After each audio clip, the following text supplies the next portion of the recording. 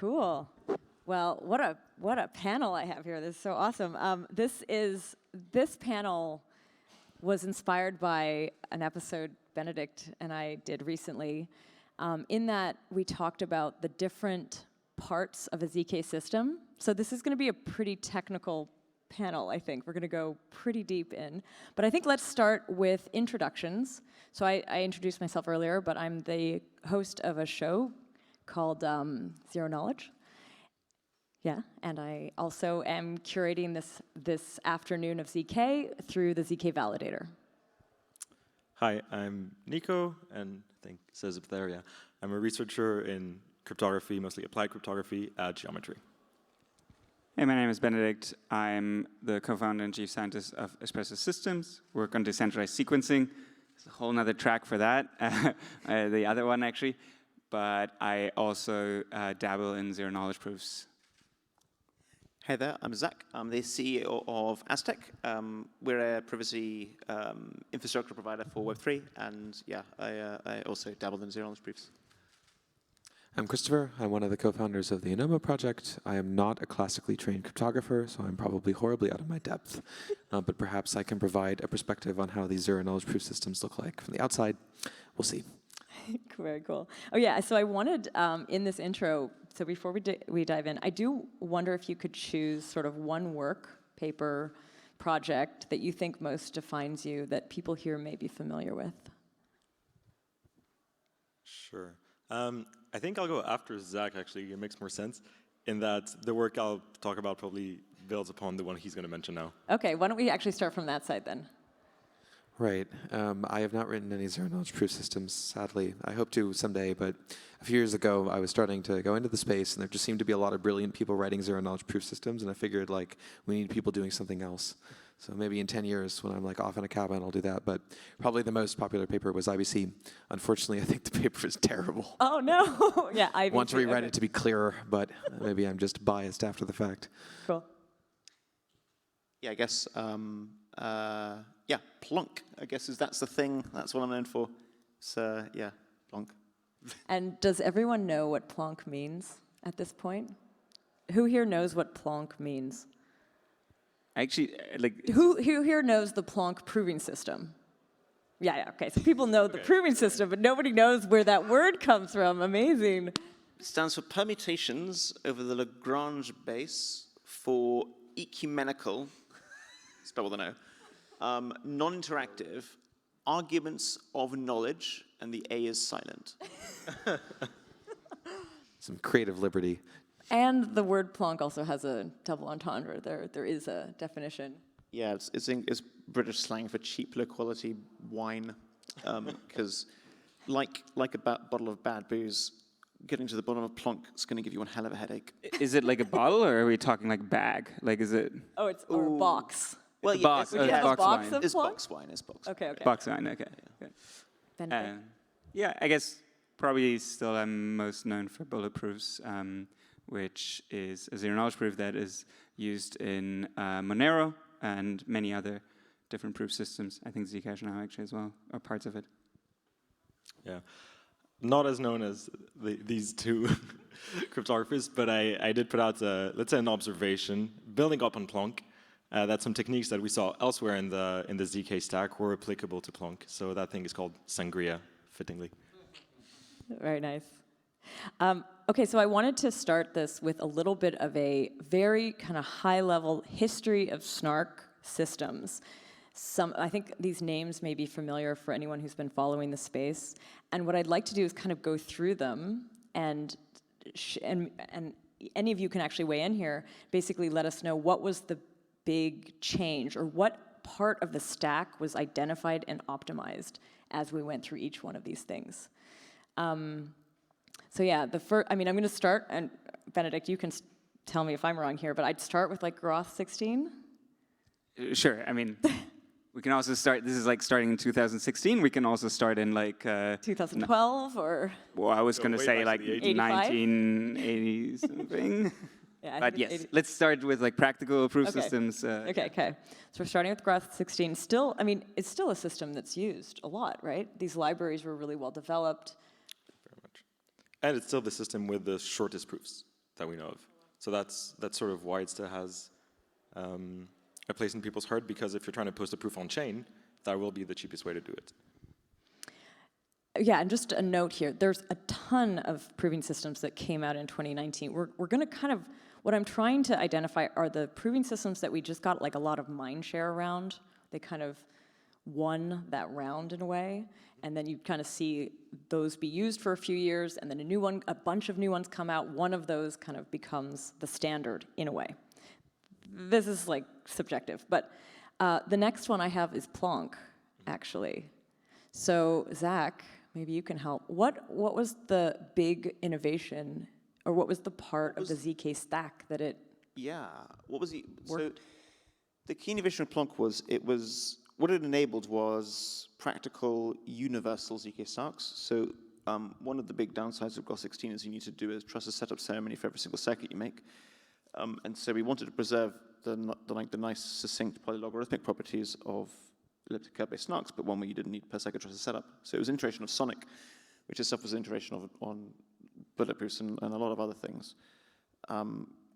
But the innovation was really, it was a way of efficiently validating copy constraints. So that was kind of the big bottleneck with universal snarks. It was how do you verify that all your gates are wired up correctly? So we had an efficient way of doing that, and that then the effect of that also meant that it would like a rather nice a nice way of arithmetizing snark circuits kind of fell out of that, which was then turned into kind of the Plonkish arithmetization. And this is where people were optimizing on what you had done, but the thing they were focused on was this arithmetization part? Like they were changing it? Yeah, basically, like, so the idea is with Plonk, one of the nice things about Plonk is that the algebraic expressions that you're checking on every single gate nicely map to the overall like prove error and verify algorithms that are being run, which means that you can then construct like relatively complex custom algebraic statements specifically for a system that you're building your snark for, and so yeah, that kind of took off in a big way. I think there's many different ways to look at the innovations of the systems, but I think one of the realizations sort of that came out in that time and where Plonk, but also Sonic and Marlin and Derek and others were sort of a big part of is this modularity, right? Like the separation. So the separation in this particular part into kind of, I have a computation and then there's something called the polynomial IOP, which is basically reducing it to some polynomial checks. So I just check that some polynomial is at some point is evaluated to, 0. And this basically allows you to sort of pull apart, these monolithic proof systems into two components. One of them is this arithmetization component, something like Plonk, something like Marlin, or there's others. Stark, like Air, I guess would be the other one. And then the polynomial commitment constraint. And now you can plug in different pieces for these different things. So you can plug in, for Plonk, you could plug in KZG, but you could also plug in like some hash-based thing like Fry. And like the nice thing is, and sort of there were also formal theorems about this, that basically if you take a secure thing from one side and I take a secure thing on one side, I get like basically the plugging together works, and this gives you a new proof system. So for example, now we have like Halo 2, which is Plonk plus like a bulletproof style polynomial commitment, or we have I think Plonky 2, which is Plonk plus the Fry, and I'm sure we have like Air plus KZG, and there's basically a bunch of these things. And I think this separation is what I would view as the sort of realization of that time that then enabled innovations like Plonk. Yeah, so you mentioned sort of the next stage that I would say had a lot of mindshare, although I do feel like it's just part of the ecosystem, but it was like the Halo work and then the Halo 2 work especially got a lot of mindshare, a lot of people building on it. You had just said that it was using something like Plonk had its two defined parts, and then you could like take out one, put in another. did Halo 2 also introduce any other places to all of a sudden break off into another module? Okay, to be honest, I don't really know what Halo 2 is anymore. Because it's like, Halo 2 to me is one of the, like, no offense if there's any, it's very confusing because it's a library, there's a paper Halo, then there's like Halo 2, there's also like what people think it does and what it really does. Like, so it's an arithmetization language, so it's many, many different things. So it's like, also names just like terribly confusing. We're really good at that. I think what, like I actually view Halo and Halo 2 quite separately, and what Halo 2 does, it's really a nicer, a variation on the Plonk arithmetization, like a really nice way to sort of encode the Plonk arithmetization in this column format, coming with a library, a very, very good, seemingly good and widely used library, like cryptographic library with it. Do you agree? Or like? Yeah, broadly. I think maybe I'd add one other thing, which is that like I think one of the things that Halo 2 really pioneered was basically the use of cycles of non-pairing friendly curves to enable like recursive precomposition.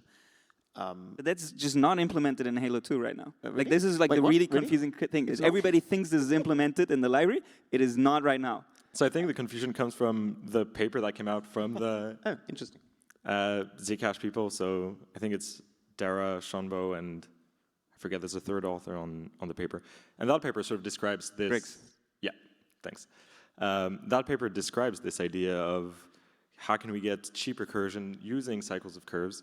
So maybe that is what people refer to as Halo, or Yeah, that is what There's the Halo paper, which is about recursion, which is another interesting area, but it's not implemented in Halo 2. Maybe right now, maybe in the future it will be. Fair. But like this is why I'm like it's like this is why this grinds my gears, because it's just like so confusing, like these things, because cycles of curves, which is what people think Halo is, which is what Halo is not implemented in Halo 2. I think one other thing which is it complicates matters, which I'm certain that I've accomplished in this as well, is that all these proving systems are also kind of attached to brands. Well, they're brands. They become brands for the companies that where the people inside those companies have played a hand in inventing them. And so I think that also has a big effect on the confusion aspect as well. And Yeah, I mean, I was just going to ask because I was curious in sort of, sounds like you've looked at the Halo 2 library and there are 15 different forks. Every time I go to a crypto conference, I learn about 2 new Halo 2 forks, and at least one of them implements something I want, and I didn't know about it. It's a big counterparty discovery problem. But I'm curious, in the modular stack, we see like clearly separate roles, like data availability, solving, execution. It sounds like they're kind of 2 now, like the first or arithmetization part and the polynomial commitment part. Do you think there'll be 2 forever? Like, is this the final I decomposition? think it has. I'd wager we're already at 3, where you have your arithmetization. Then that can pass to something that your polynomial IOP can deal with, and then you can use whatever polynomial commitment scheme you want. So it's already, I think, like a 3-layered thing. And then you add folding for a 4th layer. And lookup tables for optimization. So those would fall. Yeah, is that more of a technique? I is, have all of yeah. this. This is actually my next question. Maybe let's finish our history. Sorry. But I'm getting into that. Well, I guess it is the next type of the history after sort of. Yeah, well, you're right. Because obviously the next one that a lot of people have been talking about for the last year is the Nova work, which also leads to the Hypernova and Protostar work, which introduces this technique of folding or accumulation schemes, which I've always understood as being like deeply built in, but it sounds like does it change one of those 3 that you just described? Is it in polynomial IOPs? Is it in the arithmetization? Is it in the polynomial commitments? Is it a sub? So set? similarly to how Groth 16 was like this monolithic thing, and we started to take it apart. Yeah. I think this technique started from a very specific application. So in the Halo paper, they were like, we are using this bulletproof style polynomial commitment scheme, and we can actually defer some of this to later. And then slowly but surely, we were like picking threads out of this and got this to be very, very generic with Protostar super recently. I will also say, I know, Benedict, you had done work that sort of did this before Nova, but described slightly differently. Am I correct? Yeah, we just didn't give it a fancy name, so it didn't get any attention. You know, that's like. But you did do bulletproof, so you knew. No, that's true. Like the lesson, you knew this lesson. Yeah, no, you got to give it fancy names. No, being facetious. I think it's so the most important separation for me is like this. Sometimes it's called front end and back end, where front end is what the developer interfaces. This is how you code up your computation, how you express your computation, right? This could be like we have this separation in normal computing as well. We don't need to think about you know, sort of snarks. We can think about like your programming language, right? That is the front end, right? This is what you write in C, C++, whatever.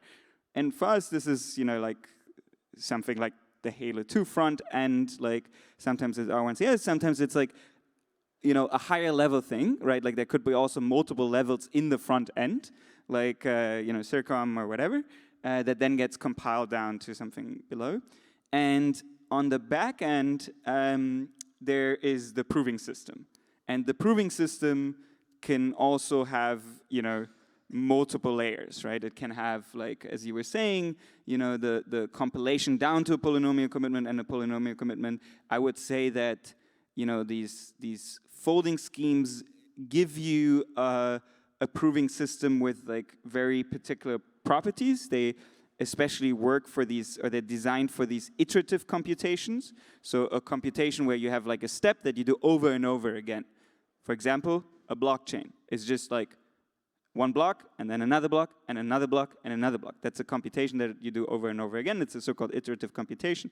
And for those, we can use kind of these folding schemes or these IBC things. So, but this is all in the back end. This is the sort of the technical infrastructure, the like sort of the assembly, or like, no, it's really not even the assembly. It's the CPU, right? That does the execution. And again, like CPU, we can have, you know, multiple layers in there. We can have the instruction set. We can have, you know, all of these things. And then some things fit together, some things don't fit together, and some things, you know, you can build a compiler to make them fit together. This is why this picture looks sort of complicated, but like really the thing that, like the image that I think, you know, helps sort of people think about it is just like front end, like how do you express your computation? Hopefully in the future this will get easier and easier, and you can literally just write it in, you know, I don't know, like Rust or like Python.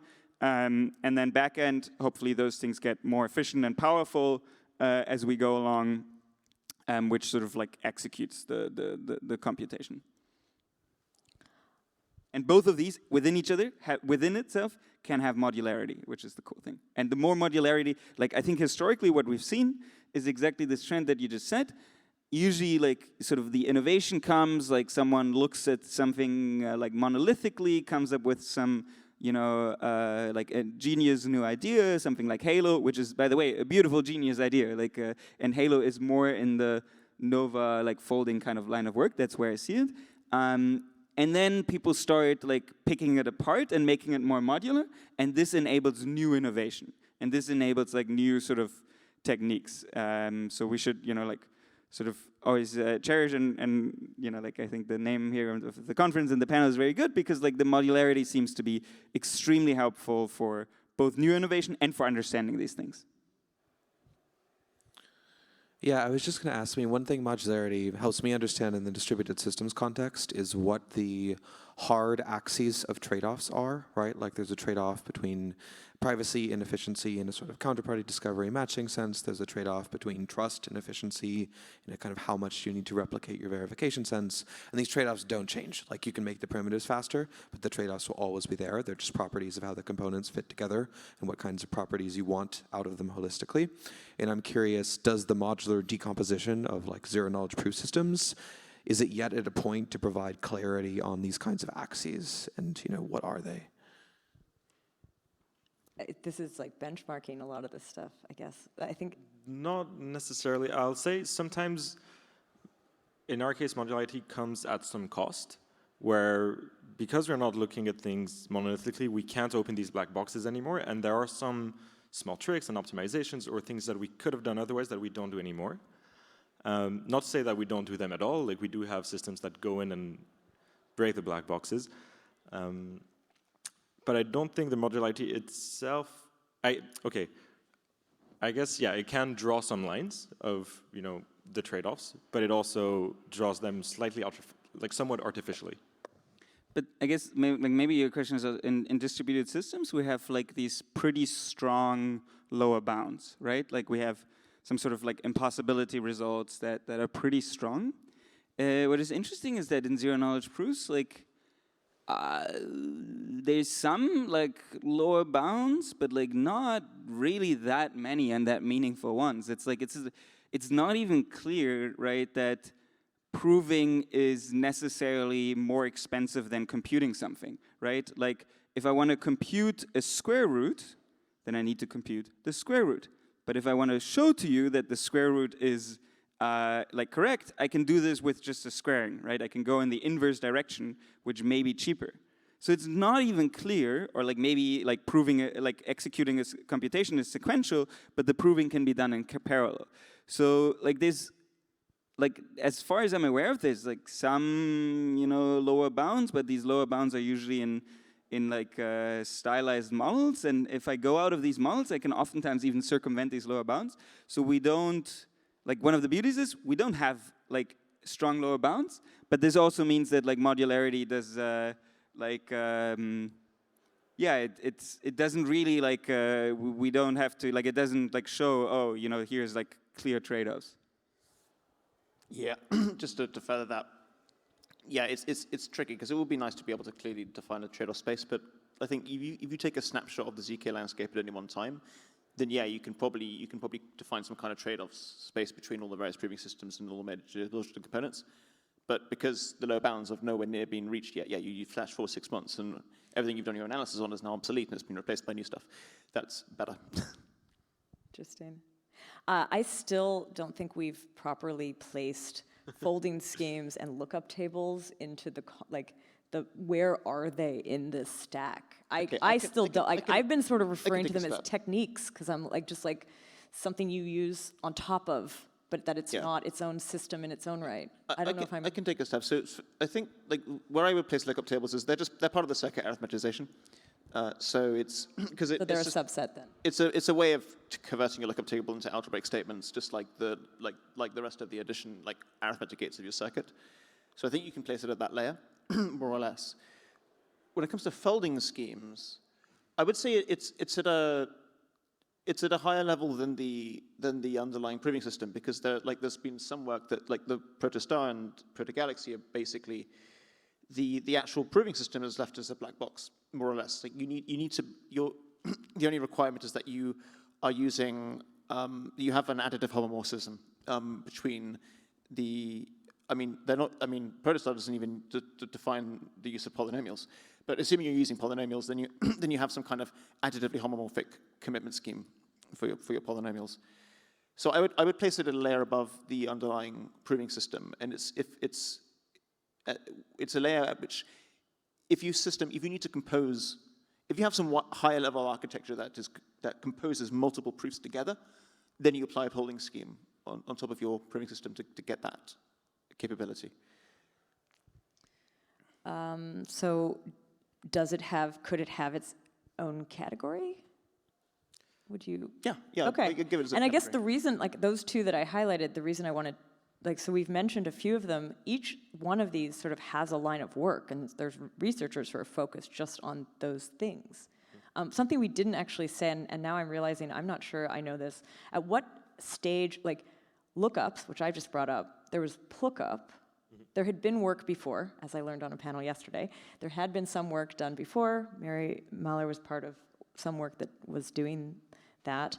But then there was the Plookup was created. But was that, like, what system does it go with Plonk? Does Plonk then come with lookups, or like a second generation? Yeah, is that the introduction? That's kind of what Ultra Plonk was. It was Plonk okay. and Plookups. So so Plookups it certainly wasn't the first lookup table scheme. I think it was the first. Well, at least at the time, I don't think it was. I think it was the first that had the access cost of your lookup tables was constant. most of the ones before require you, like, the number of constraints in your system that you needed to do a lookup was logarithmic in the size of your table, and lookup is just one gate. I think there were systems before that did that, but lookup was the kind of if I make the claim that it was the first constant time practical lookup scheme, is that controversial? I'm not sure, but yeah. I mean, I think also that, this is another great case where sort of modularity was sort of observed later on, where, sort of a lot of these lookup schemes were invented, and they were invented sort of in the Plonkish land, I'll say that. But, most recently, and I think, sort of, for example, this was observed in a paper about CCS and other things, is that it's actually, you can pull this out. Like, you can pull it out and reuse this component in other systems. And it is not, like, tightly coupled with the Plonk proving system. And yeah, so that's sort of a very nice observation where, again, like, we've observed some modularity, and this helped sort of improve the space. I want to just kind of go over what we've already said just again, just in case people aren't fully following. So far we have polynomial IOP, polynomial commitment scheme, arithmetization, subset lookup tables, and somewhere else in somewhere is folding schemes beforehand. Does recursion and folding schemes get to live together? Yeah, that's Okay. same thing really. Is there, okay, so that sort of maps for roughly what I had written down here. So, but it's nice to see it mapped though. But is there anything else? What else is there? So going back to your point, like, as we define these components, researchers can focus in and optimize them and find new combinations, find interesting properties of other parts that we just described that interact really nicely with, yeah. I don't know if I described that so well, but we're looking for new things. We're on a search now. I think you can add other layers of abstraction, but I think that's where you'd stop writing soundness proofs and papers. As in, there are plenty of high-level constructs, but maybe you could, well, yeah. You're saying we're at the end of all modularization? This is it? No.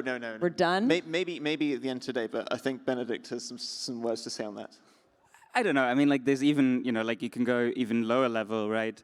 So one of the things that, okay, this is like another slight rant. Like, when people, it's not a rant. Like, when people start learning about, I've sometimes have people approach me like, oh, I want to learn about cryptography, and it's like, oh, but I've been looking at these elliptic curves, and like, they look so complicated, and I got stuck.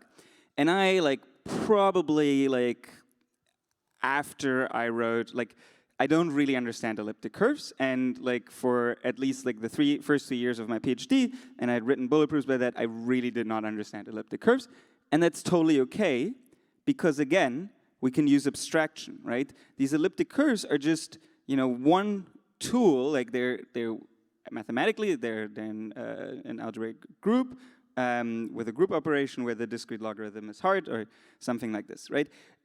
We can beautifully use abstraction, and you do not need to understand how these other components work. And there's sort of this whole cryptographic layer where, for example, a lot of these proof systems use a hash function, and we have there's a new hash function coming out every week, and especially there's been a lot of focus on these snark-friendly hash functions. So that's another component. Or there's different elliptic curves with different security and efficiency properties. That's sort of another component at the cryptography layer. That's a really good point. Maybe just to add to that, maybe to try and systemize that a bit more. The all of these snark systems, all of their security proofs boil down to a relatively common set of computational hardness assumptions. And by that I mean, basically, you're saying you basically prove that the only way for a adversary to break a proving system is they can solve a particular problem that we assume is basically impossible to solve. And so, for example, one of the common ones is the elliptic curve discrete logarithm problem, basically saying you can't find the discrete log of an elliptic curve.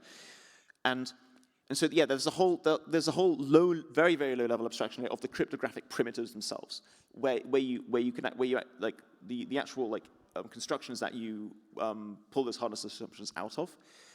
And yeah, there's a whole other Level. field of work. And this, again, beauty of modularization. You don't need to understand it. It's totally fine. Just sort of be happy with abstraction. When you're trying to look at things, like, really be happy and sort of embrace the abstraction, embrace the modularity. I will say maybe that's one of the points of friction that I want to see sort of solved now. It's this friction between the back end and the front end. Because all this ZK stack we've been talking about, so that's mostly in the back end, these things change very quickly, and we get better and better very quickly.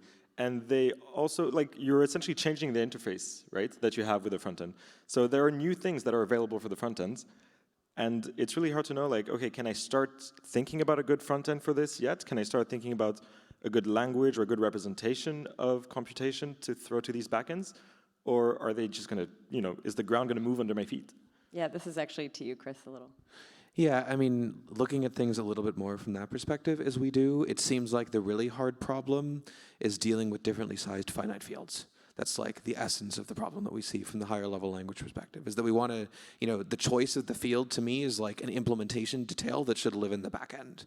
And the front end program should be portable across this choice so that, like, as there are different interactions between different systems and the underlying systems change and certain things become cheaper with small fields or whatever, or you need certain cycles for recursion, these are like details in the back end to me that we want to abstract. But it's difficult because at the same time, in order to get like efficient execution, you kind of need to know about this detail when you're writing your programs. So there's this like bleed through of something that is really at the very bottom. Like, this is the thing that you're abstracting over, right? There's this bleed through all the way to the front end language.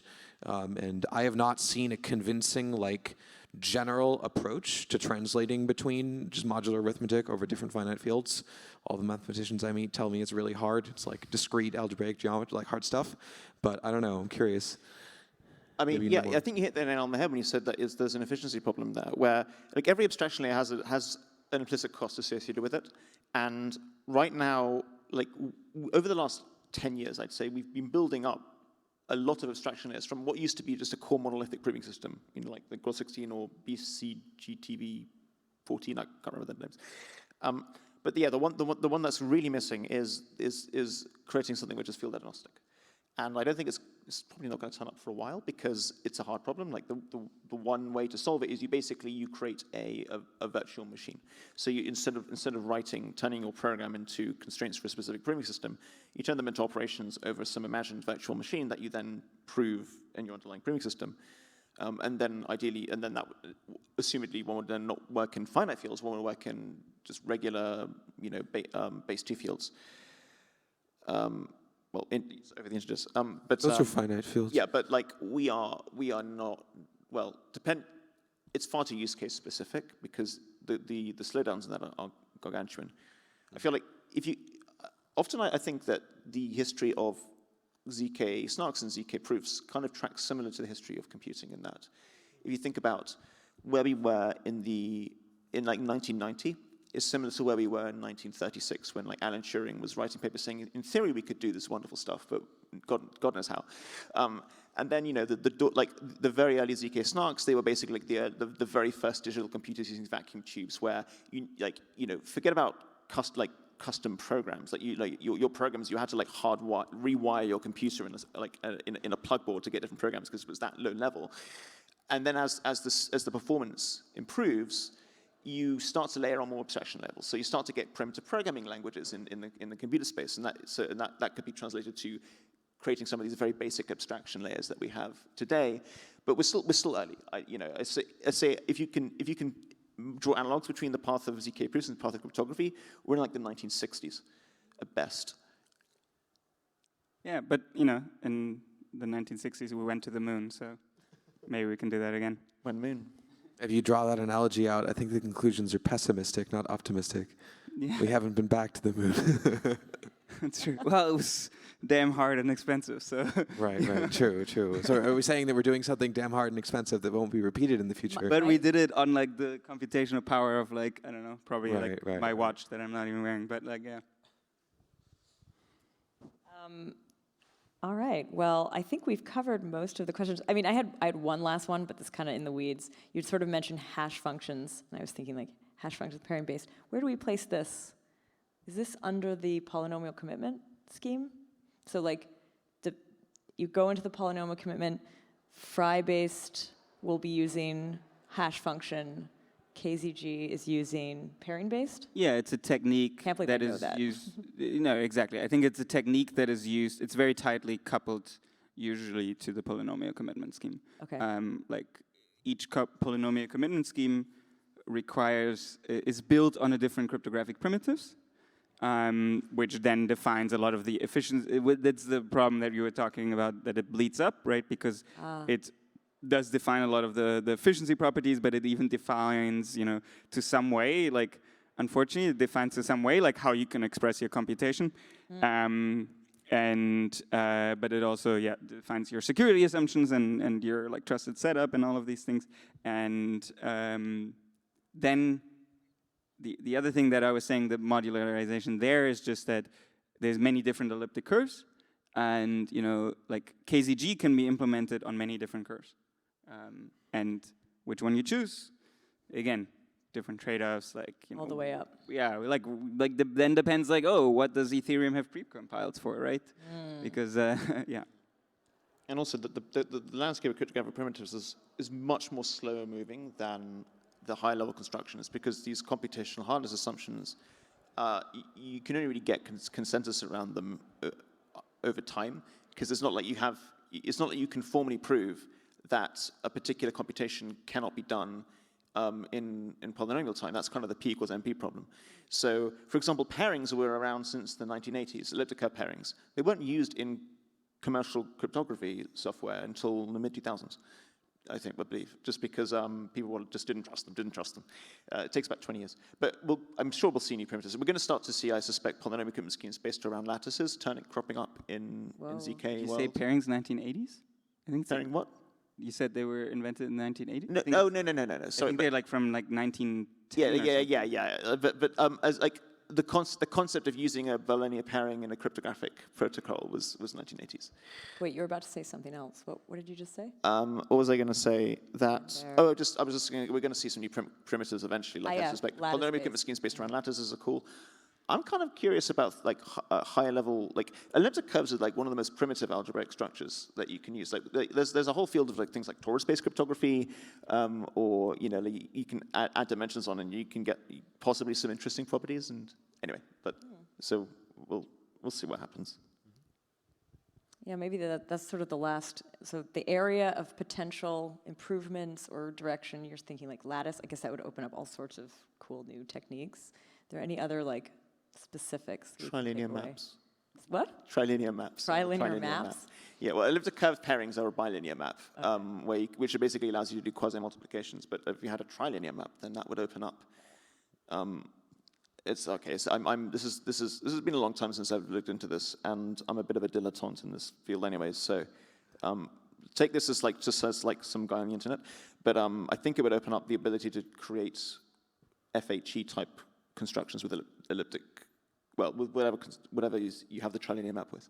Whoa. And the same with the elliptic curves are additively homomorphic. I think you can get something which is multiplicatively homomorphic with the trilinear map, maybe. Completely or just partially? So I was under the impression that bilinear maps allow you like one multiplication, and if you go trilinear, you get one extra one, so you get two multiplications. But you would need probably more if you want like fully homomorphic. So the thing that trilinear maps, like one of the key, this is outside the ZK space, but really exciting, is like the thing that trilinear maps and more generally these multilinear maps give you is obfuscation, program obfuscation, which is the sort of the uber crypto primitive.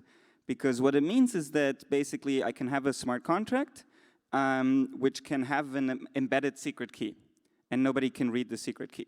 So for example, like the smart contract could literally store some balance in it, and nobody could see sort of the balance, and it can update it locally, or it could have like some sort of, I think we had some talks on like private state and public state. I guess you talked about this, and like with obfuscation, these things would become significantly more powerful, and yeah, there's really cool things that could happen there. That's sort of the part of the crypto future out there. Like, yeah. Yeah, exactly. Like at the moment in the private transaction world, somebody has to own encrypted state and control it, and you need they're the entity that needs to be able to construct the proofs of computation over that private state, which is kind of a pain if you need to, for example, liquidate that person. They're not going to make you a liquidation proof. And also, anyway, I could waffle on for ages. I think we're getting the sign to leave the stage, which is a bummer because I didn't leave any time for questions. I think I had too many. But you've met these wonderful panelists, and I guess if you have questions, please come join us after. Thank you so much. Thank you to all of you for this awesome panel.